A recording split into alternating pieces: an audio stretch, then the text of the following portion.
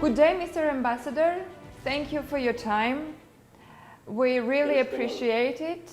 Yes, and given that we are living in COVID-19 period, we have the opportunity, we don't have opportunity to have the direct communication, but we are using the online platforms to receive important information and to provide important information for our viewers. Thank you again. Thank you for the invitation. It is a great pleasure for me as the head of EU monitoring mission to meet you and to also be able to speak to the viewers of TOK TV channel. Thank you. The main topic we are going to discuss today is the closure of the Nguri Bridge and humanitarian impact it has made on locals on the both sides of the ABL. The first question will be, what is the impact of the decision made in March, the closure of the Nguri Bridge? The official version of this decision was preventing spread of COVID-19. And as we know, the bridge is already reopened, but under the specific rules. Yes, we monitor very closely the situation related to the freedom of movement. As the only international monitoring presence here in Georgia on the ground, we are able to closely follow the impact of the prolonged closure of so-called controlled crossing points that used to facilitate the movement across administrative boundary lines, both on the Abkhaz and South Ossetian segment of those lines. And in case of the Nguri Bridge, we follow also very closely and with great attention the humanitarian impact of the lack of free movement across Nguri River for the local population, local communities living actually on both sides of the ABL, because this situation is affecting people that used to have pretty intensive contacts, interactions in the past in many fields, like people-to-people contacts, family relationships, from the point of view of access to education, economic relations. So we are trying to assess also how this situation is kind of affecting the living standards, in particular of the ethnic Georgian population living in Gali district, because of their very specific conditions and specific situation. So what we can say with certain level of certainty, maturity, after observing this kind of situation during COVID pandemic, is that the situation with COVID-19 even further kind of increased the pressure and worsened the conditions. So we received credible reports about the shortages of medicines, or even shortages of some food products across ABL. So this is definitely a matter of serious concern. We must be also aware that significant part of the local population living in Gali district is relying on the financial resources, mainly pensions, that they used to collect on the other side of the ABL. And because of this closure of Nguri Bridge, they were for many months deprived of the access to those financial resources, giving the quite complicated economic situation in Abkhazia. So this is additional kind of element of this already difficult situation. Thank you very much for the very detailed answer. And as we know, during this period when the bridge was closed, the GKIPRM format has been suspended for a while as well.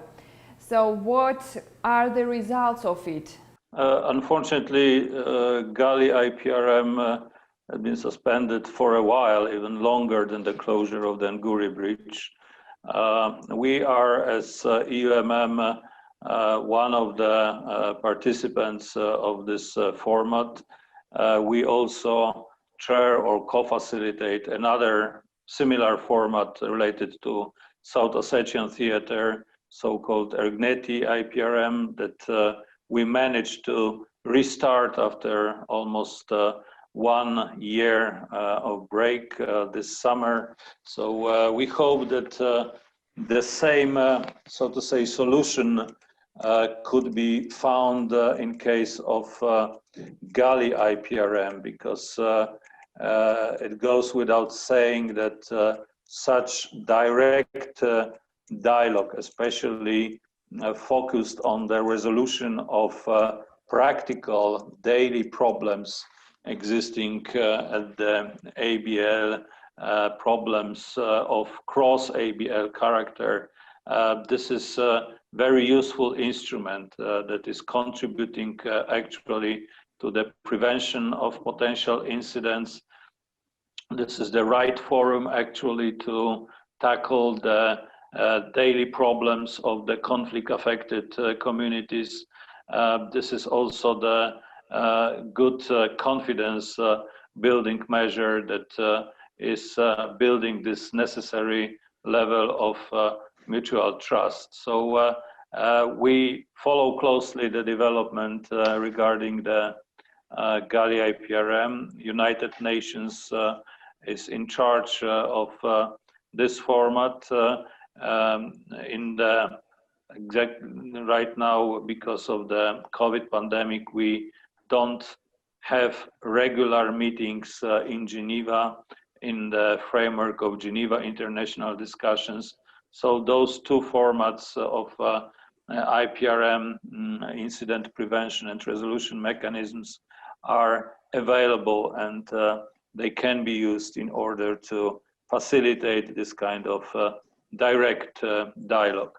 Let me also mention that we are, as European Union Monitoring Mission, we operate also another important practical instrument of confidence building, namely the hotline, that is the main channel of communication across ABL. And this year, because of the pandemic, but not only because of this, we see the rapid increase of activations of on both sides of this hotline. With regard to the Abkhaz theater, right now the huge majority of those activations are related to medical crossings across Nguri Bridge.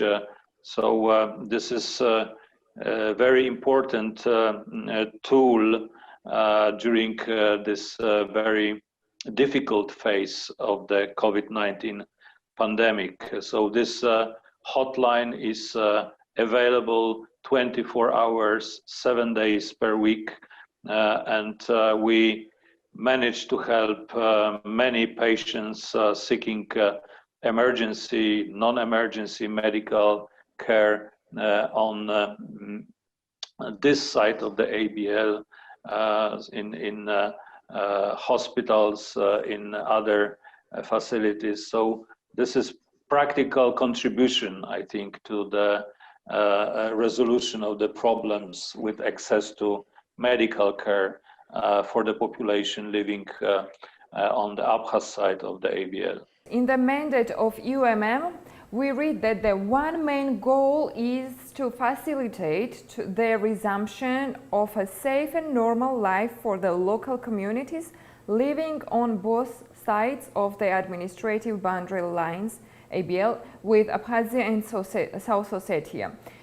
The question is, how available is this goal under these specific circumstances? And you partially have provided already answer, but I would like to go a little bit deeper to answer this question. This is a very important aspect of our mandate, normalization, especially with regard to the living conditions of the conflict-affected population.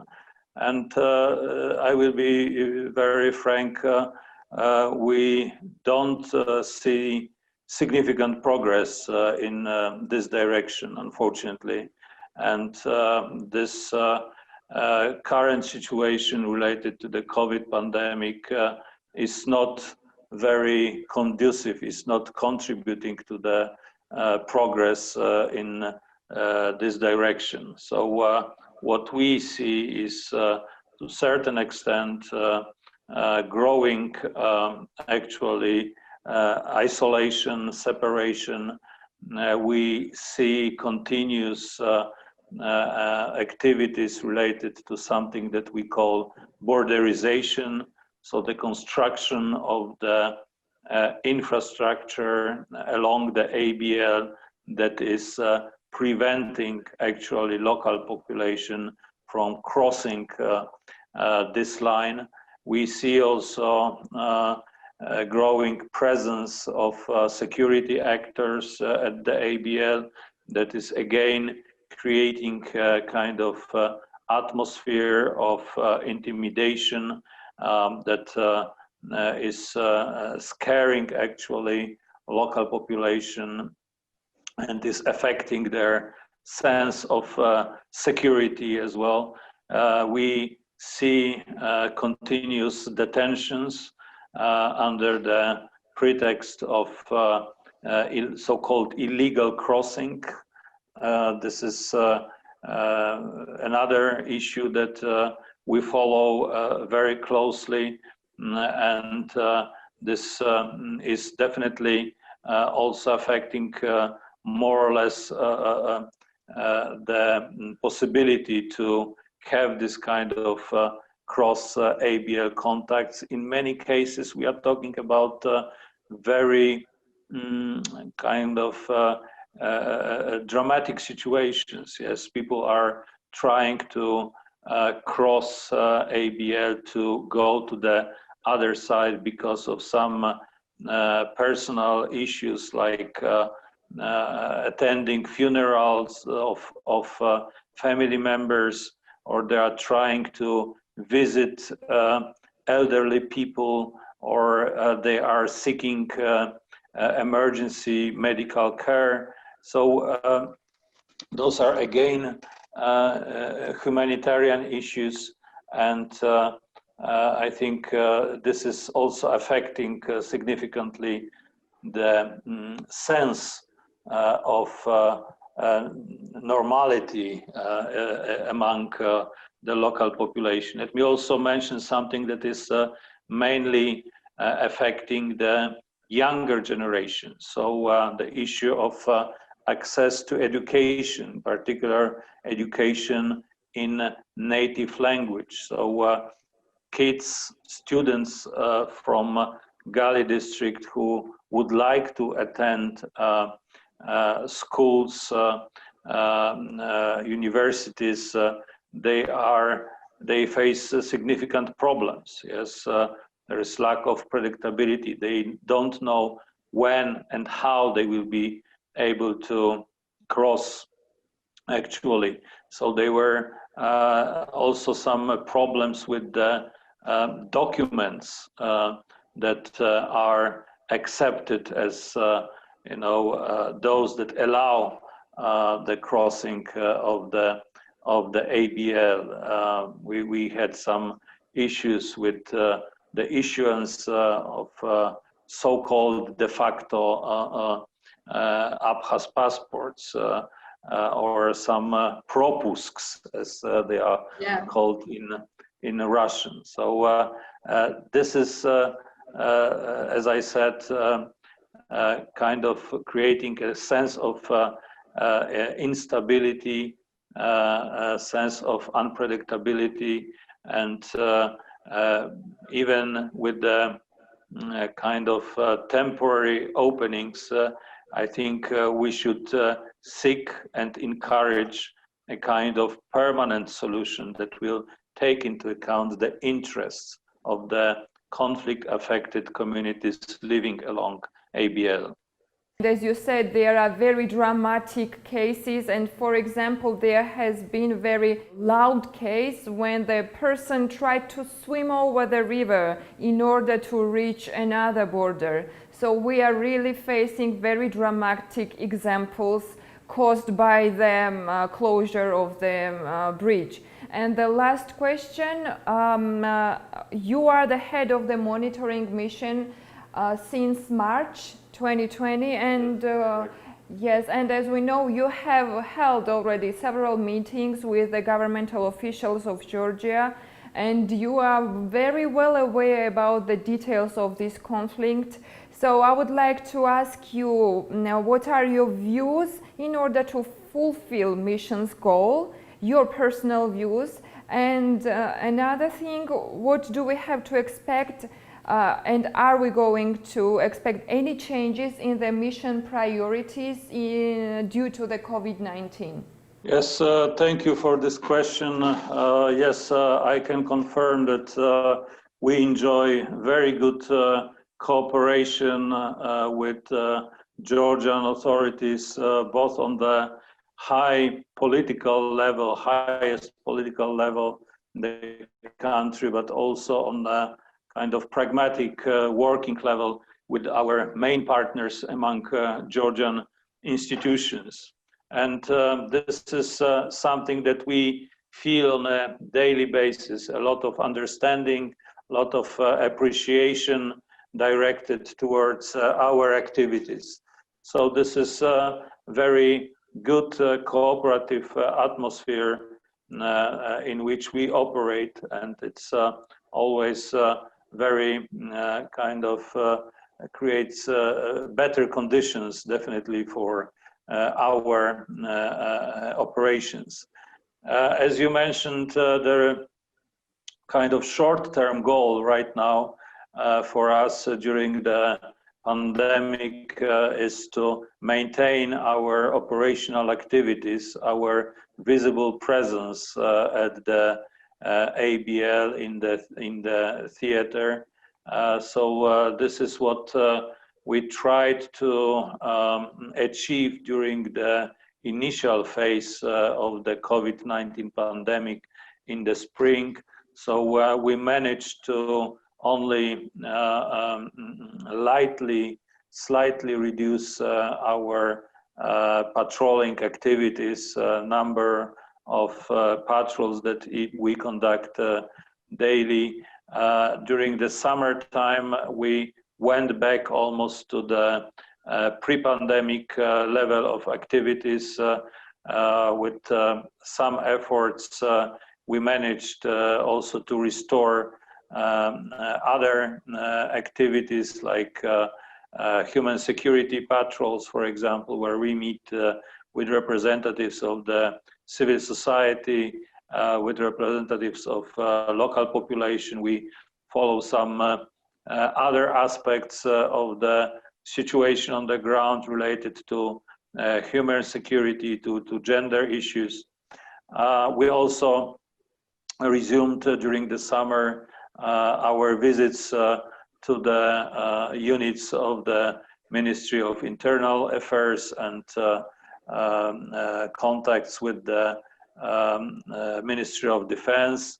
Now we witness the second phase of the COVID pandemic with growing number of new cases. So we have again to adapt our operational activities to the changing environment. So we want to protect both our staff members, but also our local partners. We don't want to create additional or unnecessary risks.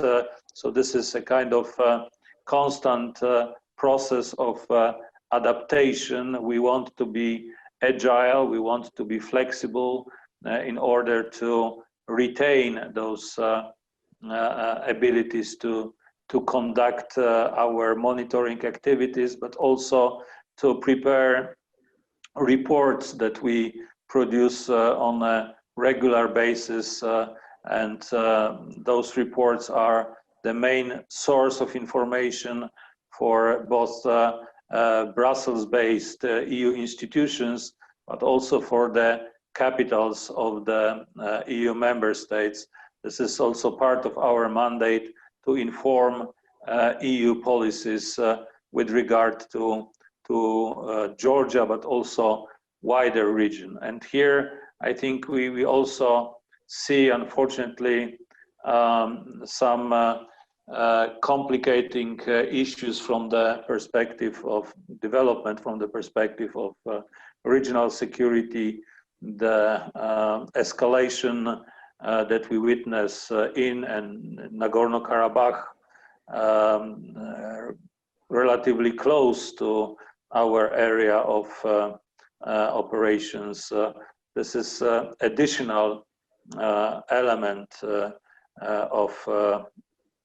of the situation that we have to take it into account. And I really hope that Georgia, having a diversified composition of its population with also some minority communities, including Azerbaijani and Armenian communities, will serve as a kind of model of peaceful, good coexistence of different ethnic groups. And this is important to ensure this kind of element of stability in this volatile situation in the region. Thank you for this example and bringing the Nagorno-Karabakh case into our interview, because as you are aware, the Georgia is settled by ethnic Azerbaijanians and ethnic Armenian minorities, and I'm sure you are aware that lately people from the Akhalkalaki, the Samtskhe-Javakheti region, have participated into some activities in order to show their support to Armenian citizens. So this is really very sensitive for us. On this point, please allow me to make just a short remark that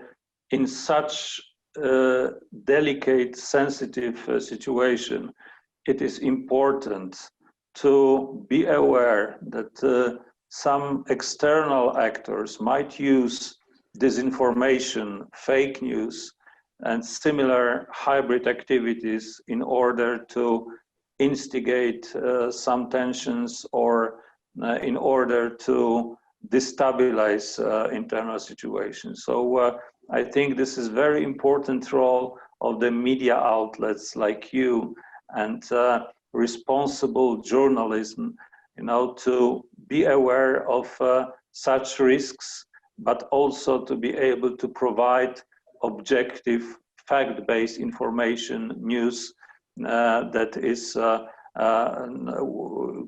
giving really this sense of stability and is not, so to say,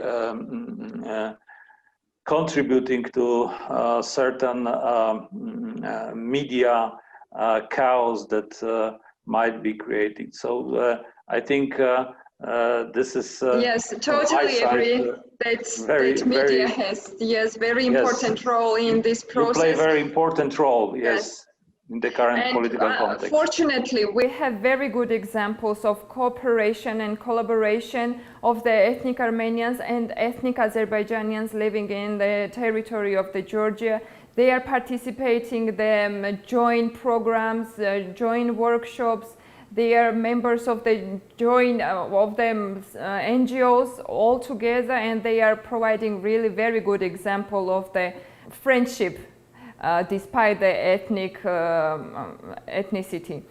Thank you very much. It was really very interesting to hear from you and your perspective. Thank you once again for this opportunity. I really enjoyed this conversation, and all the best. Stay safe, stay healthy.